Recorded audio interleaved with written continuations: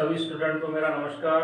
मैं Ravi Kumar Sharma 12th class की chemistry का आज मैं 7वां चैप्टर पढ़ाने जा रहा हूं और आज हम एकक कोष्ठिका के घनत्व का परिकलन करेंगे। आज हम एकक कोष्ठिका के घनत्व का परिकलन करेंगे। देखिए, मैंने आपको अभी तक जो एकक कोष्ठिकाएं बताई थी वो 4 प्रकार की बताई थी। नंबर 1 सरल मूल आध एकक कोष्ठिका, सिंपल क्यूबिक सेल SCC, ये बताया था। सिंपल क्यूबिक सेल सरल मूल या आध एकक कोष्ठिका, सरल मूल या आध एकक कोष्ठिका। दूसरी कौन सी बताई थी? फलक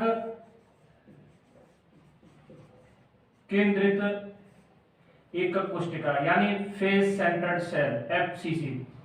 तीसरी बताई थी मैंने काय केंद्रित एकक कोष्ठिका यानी बताई थी BCC, बॉडी सेंटर्ड सेल। चौथी बताई थी अंत्य केंद्रित एकक कोष्ठिका, अंत्य केंद्रित एकक कोष्ठिका यानी एंड सेंटर्ड सेल। ये 4 प्रकार की सेल्स के बारे में हमने आपको बताया था। अब हम इन सेलों का जो घनत्व है, इन सेलों का जो संकुलन क्षमता है, संकुलन क्षमता निकालेंगे। संकुलन, एक मिनट, इनकी निकालेंगे हम संकुलन क्षमता।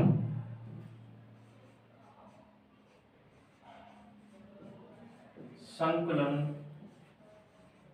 क्षमता, ठीक है सर।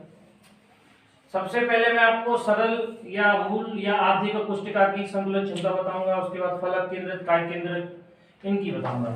तो सबसे पहले मुझे ये बताइए आप कि संकुलन क्षमता कहते किसे हैं। ये बात मैं बता चुका हूं, संकुलन क्षमता कहते किसे हैं। संकुलन क्षमता कहते किसे हैं ये बता चुका हूं। संकुलन क्षमता उसे कहते हैं जैसे कोई एकक कोष्ठिका है, उस एकक कोष्ठिका के अंदर अवयवी परमाणु कितने हैं, उस एकक कोष्ठिका के अंदर अवयवी कण कितने हैं और उन अवयवी कणों ने कितना स्थान घेर रखा है और कितना स्थान खाली है। यानी प्रत्येक एकक कोष्ठिका में सभी अवयवी कण यह चाहते हैं कि वह अधिक से अधिक स्थान घेरे। संकुलन क्षमता का मतलब यही है, किसी एकक कोष्ठिका के अंदर अवयवी कणों द्वारा घेरा गया स्थान संकुलन क्षमता कहलाता है। किसी अवयवी कोष्ठिका, किसी एकक कोष्ठिका के अंदर अवयवी कणों द्वारा घेरा गया स्थान। मैं इसको लिखा देता हूं एक बार आपके लिए कि संकुलन क्षमता किसे कहते हैं।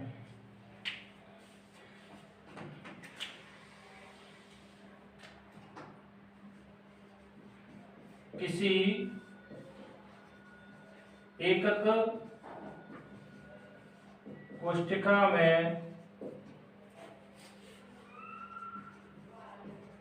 अवयवी कणों द्वारा घेरा गया, अवयवी कणों द्वारा घेरा गया स्थान। किसी एकक कोष्ठिका में अवयवी कणों द्वारा घेरा गया स्थान संकुलन क्षमता कहलाता है। अब उस अवयवी कोष्ठिका के अंदर, उस एकक कोष्ठिका के अंदर जो अवयवी कण है वो कितने हैं, कैसे उन्होंने स्थान घेर रखा है, कितना स्थान रिक्त है, इसके आधार पर निकालेंगे। इसका एक सूत्र और है, उस सूत्र को आप लिख लीजिए। इस संकुलन क्षमता को निकालने का एक सूत्र है, उस सूत्र को आप निकाल दीजिए। कैसे सूत्र है पहले आप समझ लीजिए, वो सूत्र निकालना कैसे है। वो सूत्र पहले आप ये समझ लीजिए, जैसे एकक कोष्ठिका है। सबसे पहले मैं एक सरल एकक कोष्ठिका बना रहा हूं। सरल एकक कोष्ठिका का नाम लेते ही आपके दिमाग में आ गया होगा कि ऐसी कोष्ठिका जिसके केवल कोनों पर अवयवी कण उपस्थित हो, उस प्रकार की कोष्ठिका को हम सरल एकक कोष्ठिका बोलते हैं। ठीक है, तो ये जो कण होते हैं ये इतने छोटे नहीं होते, इनका केवल केंद्र दिखाया। मैंने उस दिन भी बताया था, ये कण बहुत बड़े होते हैं, लगभग इतने बड़े होते हैं, एक दूसरे से टचिंग में रहते हैं। ये कण इस कण के टचिंग में रहता है, ये कण इस कण के टचिंग में रहता है। समझ में आ रहा है? एक दूसरे को स्पर्श किए होते हैं, ये वाला कण इस वाले कण को, ये कोने कण इस वाले कोने कण को, और ये कण इस कण को स्पर्श किए हुए रहता है। तो समझ गए होंगे आपकी संकुलन क्षमता क्या होती है कि इन अवयवी कणों द्वारा घेरा गया स्थान और इस एकक कोष्ठिका का आयतन, इस एकक कोष्ठिका ने कितना स्थान घेर रखा है और उसके अंदर जो अवयवी कणों का हिस्सा कितना है, वही संकुलन क्षमता कहलाती है। ये सब हम 100 पर निकालते हैं। देखो कैसे 100 पर निकालते हैं, देखो कैसे। कुल अवयवी, ये इसका सूत्र है, लिख लेना। कुल अवयवी कणों का आयतन बटे एकक कोशिका का आयतन इंटू 100। ये सूत्र आप लिख लीजिए। संकुलन क्षमता का सूत्र है वो कुल अवयवी कणों का आयतन बटे एकक, यानी इन अवयवी कणों का आयतन कितना है, इस एकक कोशिका का आयतन, एकक कोशिका का आयतन सीधा सीधा ज्यादा होगा, उसको नीचे लिखेंगे। उन अवयवी कणों का स्थान, उन्होंने अवयवी कणों ने कितना स्थान घेरा है वो ऊपर लिखेंगे इंटू 100। यही हमारी संकुलन क्षमता निकल के आएगी। समझ में आ गया होगा आप लोगों की, बेटर समझ में आया होगा मेरे हिसाब से। अब मैं निकालता हूं सबसे पहले सरल या मूल एकक कोशिका। सबसे पहले सिंपल क्यूबिक सेल, सबसे पहले सिंपल क्यूबिक सेल का हम संकुलन क्षमता ज्ञात करेंगे। किसकी, लिख लेते हैं एससीसी की संकुलन क्षमता। ठीक है, तो सबसे पहले कुल अवयवी कणों का आयतन सूत्र के हिसाब से चलेंगे बिल्कुल। तो एससीसी की संकुलन क्षमता का जो सूत्र है ये है, ये सूत्र सबके लिए, चाहे एससीसी, चाहे एचसीपी, चाहे बीसीसी, चाहे ईसीसी, कुछ भी हो, सबके लिए सूत्र यही रखा जाएगा। तो इसमें सबसे पहली बात है कुल अवयवी कणों का आयतन। तो पहले ये देखा जाए कि एससीसी के अंदर, सिंपल क्यूबिक सेल के अंदर अवयवी कणों की संख्या कितनी होती है। तो सिंपल क्यूबिक सेल मैंने अभी बताई थी, एक बार फिर बना देता हूं आपके सामने। देखिए ये एकक कोशिका है, कौन सी कोशिका है, एकक कोशिका। कौन सी एकक कोशिका, मूल एकक कोशिका, सिंपल क्यूबिक सेल। और इसके कोनों पर अवयवी कण उपस्थित होते हैं। एक कण यहाँ उपस्थित होता है, एक कण यहाँ होता है, दूसरा कण यहाँ होता है। ऐसे टचिंग में रहता है, बन नहीं पा रहा है, आप बना लेना, बन जाए तो नहीं बन जाए तो बस समझने वाली बात है कि 8 कण इसके 8 कोनों पर उपस्थित रहते हैं और ये एक दूसरे को टच करते हुए रहते हैं। लेकिन ये 8 कण है, लेकिन इन 8 कणों का कुल अवयवी कण कितने माने जाएंगे, मैंने एक दिन बताया था। क्योंकि इस कण का हिस्सा इस सेल के अंदर पूरा नहीं है, इस कण का हिस्सा इस सेल के अंदर पूरा नहीं है। कितना इसका हिस्सा इसके अंदर, 1/8।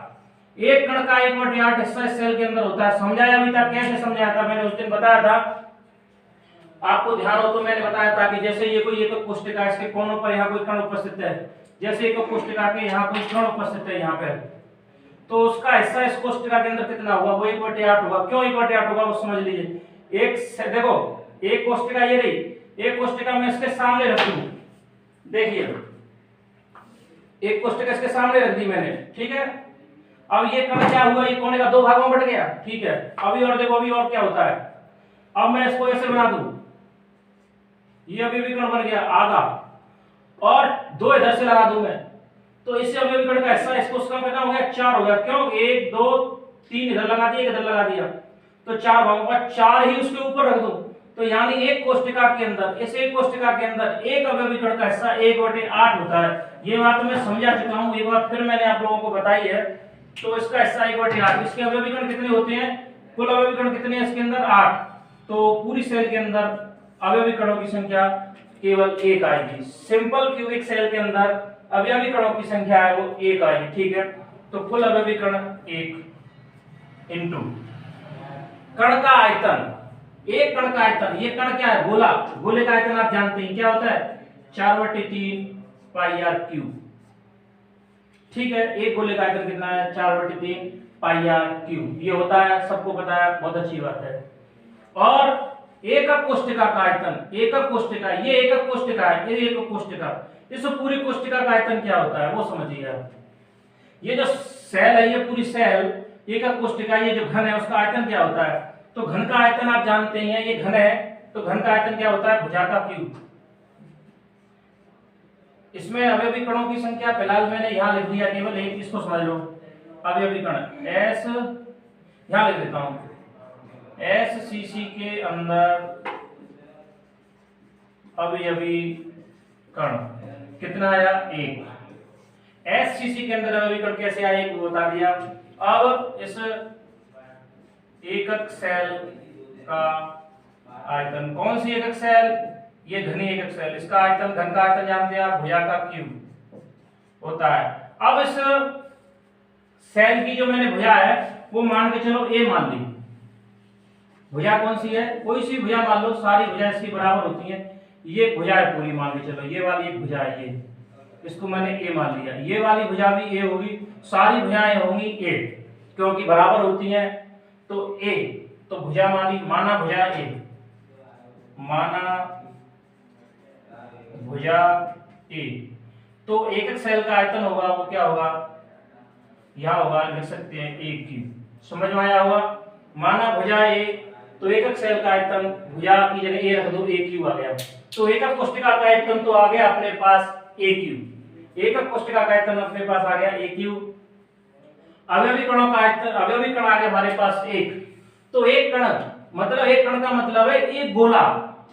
एक कण का मतलब क्या है, एक गोला। एक कण का मतलब है एक गोला, और एक गोले का आयतन आप जानते हैं कितना होता है, 4/3 पाई आर क्यूब। ठीक है, ध्यान रख देता हूं। सेल के अंदर अवयवी कण बराबर एक, ठीक है, सेल के अंदर अवयवी कण बराबर एक। अतः एक अवयवी कण गोले, कोष्ठक में लिख दिया अवयवी कण गोला है, इसलिए एक अवयवी कण का आयतन समझ गए होंगे आप कितना होता है, 4/3 पाई आर क्यूब। कितना होता है, 4/3 पाई आर क्यूब। एक अवयवी कण यानी वो गोला है, गोले का आयतन 4/3 पाई आर क्यूब। तो कुल अवयवी कण तो एक ही है और अवयवी कण का आयतन वही हो गया 4/3 पाई आर क्यूब। तो ऊपर सूत्र में रख दीजिए 4/3 पाई आर क्यूब बटे, ये भुजा किसके बराबर है, ए क्यूब।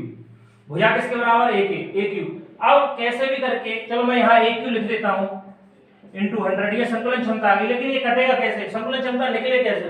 तो ए का संबंध मुझे कहीं ना कहीं आर से करना है। ए का संबंध मुझे कहीं ना कहीं किससे करना है, आर से। अब वो आर से कैसे करेंगे ये समझ लीजिए यहाँ पे एक बार फिर देखिए। ये जो एकक कोष्ठिका होती है, ये जो एकक कोष्ठिका होती है, इस एकक कोष्ठिका के इस कोण पर एक अवयवी कण और इस कोण पर एक अवयवी कण है। समझिए आप इसको। तो मैंने आपको बताया था कि इसकी भुजा मैंने ए मानी है, इसकी भुजा मैंने यहां से लेके यहां तक भुजा ए मानी है। कौन सी भुजा मानी है, ए मान लिया। आप देखिए ये गोला है, गोले की त्रिज्या क्या कहलाती है, आर कहलाती है। तो आधा भाग इधर है और आधा भाग इधर है, यानी आर और आर। समझ गए होंगे आप। आधा भाग नीचे गोले का, आधा भाग ऊपर है, तो आर और आर कितना हो गया, 2r। तो ए बराबर क्या होता है, 2r। ए बराबर क्या होगा, 2r। ठीक है, तो यहां लिख सकते हैं क्योंकि ए बराबर 2r, ये ए क्यू है, तो ए क्यू बराबर क्या होगा, 2r का क्यूब। और 2r का क्यूब का मतलब है 8r क्यूब, क्योंकि 2 का क्यूब करेंगे 2, 2 दूनी 4, 4 दूनी 8, 8r क्यूब। यहां रख दीजिए आप 4/3 पाई आर क्यूब बटे 8r cube into 100। R cube से आर क्यूब कैंसिल हो गया, 4 से 8 कैंसिल हो गया, और ये बचा आपका, ये नीचे आ जाएगा,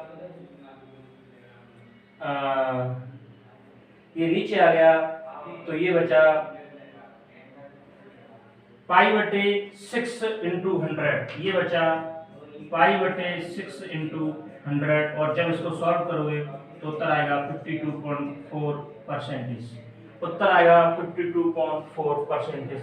ये तुम्हारी सरल एकक कोष्ठिका, जो सरल एकक कोष्ठिका होती है उसकी जो संकुलन क्षमता होती है वो ये होती है। समझ में आ गया होगा, एक बार फिर समझ लीजिए। संकुलन क्षमता क्या होती है, संकुलन क्षमता होती है किसी एकक कोष्ठिका के अंदर पहले उन अवयवी कणों का आयतन बटे एकक कोष्ठिका का आयतन, यानी उस एकक कोष्ठिका के अंदर उन अवयवी कणों ने कितना हिस्सा के रखा है, वो हिस्सा ऊपर, उस कोष्ठिका का आयतन नीचे इंटू 100। कुल अवयवी कणों का आयतन पहले ये देखेंगे उस कोष्ठिका के अंदर अवयवी कण कितने हैं। तो सरल एकक कोष्ठिका के अंदर अवयवी कणों की संख्या होती है 1, यानी एक गोला, और एक गोले का आयतन कितना होता है, 4/3 पाई आर क्यूब। तो 4/3 पाई आर क्यूब को हम ऊपर लिख देंगे, और एकक कोष्ठिका का आयतन, एकक कोष्ठिका का आयतन मतलब ये घनीय है, तो घन का आयतन भुजा क्यूब। भुजा कितनी मानी मैंने, ए, यानी ए क्यूब।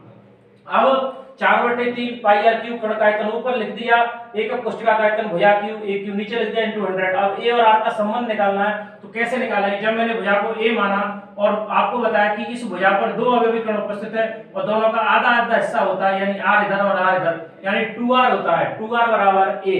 तो 2r बराबर a, तो a बराबर होता है 2r, तो a क्यूब बराबर होगा 8r क्यूब। 8r क्यूब को मैंने नीचे रखा, सॉल्व किया, 52.4% जो एचसीसी होती है उसकी संकुलन क्षमता हमारे सामने निकल के आ गई। अब मैं आपको एचसीपी और सीसीपी के अंदर जो फलक केंद्रित एकक पुस्तिका होती है उसका संकुलन क्षमता मैं आपके सामने बताने जा रहा हूं, समझिए।